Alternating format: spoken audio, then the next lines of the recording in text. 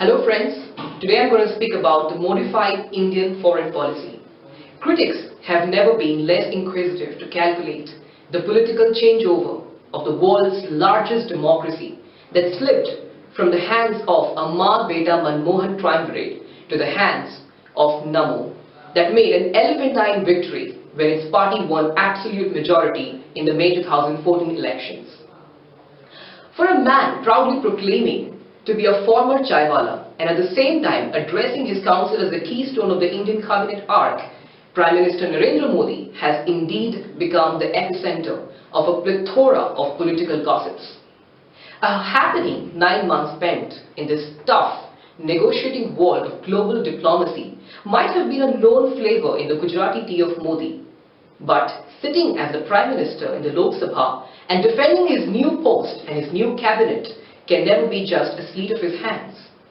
No one is unknown to the mega beginning that Modi government sparked off with its major diplomatic initiative of inviting the top leaderships of SAARC nations, including Pakistani Premier Nawaz Sharif, to the swearing-in ceremony. This gesture took everyone Google-eyed and dumbstruck even.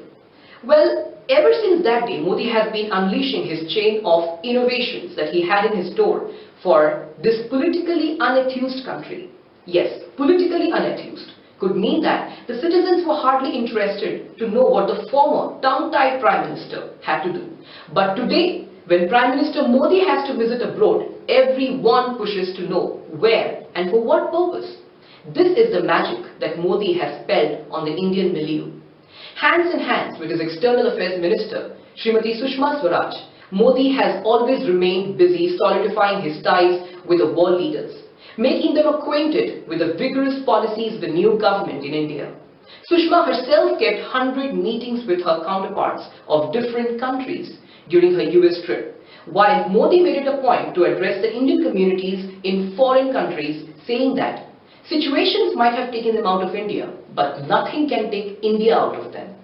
If one has keenly paid his ears to Modi's Madison Square speech in New York, then one would really come to know of the exceptional pride that Modi takes in them, as he deems the Indian diaspora to be the center of India's cultural excellence in foreign nations.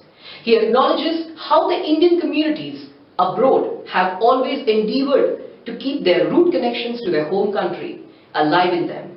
In Melbourne too, Modi's speech in the reception hosted by the Indian community touched the hearts of effervescent Indians there, who hooted out with Modi incantations.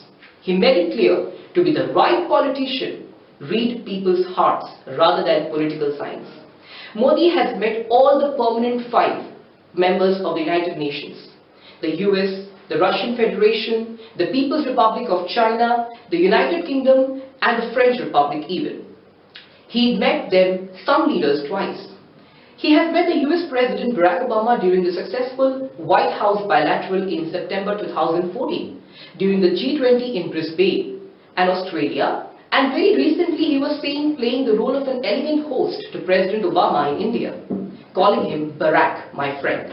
He has met the Chinese President Xi Jinping thrice, the first during the BRICS summit in Fortaleza in Brazil, and second on the sidelines of G20, and again played host to President Xi at his hometown in Gujarat.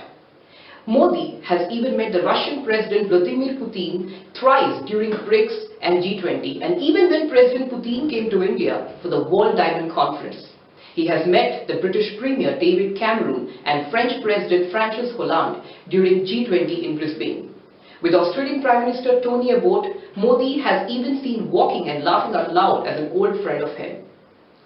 With India's immediate neighbours, Modi's bilateral interactions have been characterized as catalytic actions that aim at strengthening the ongoing negotiations on diverse issues. Modi's choice to place Bhutan as his first foreign destination after assuming office made Bhutanese leadership look up to India more intensively as a robust partner in the SAARC region.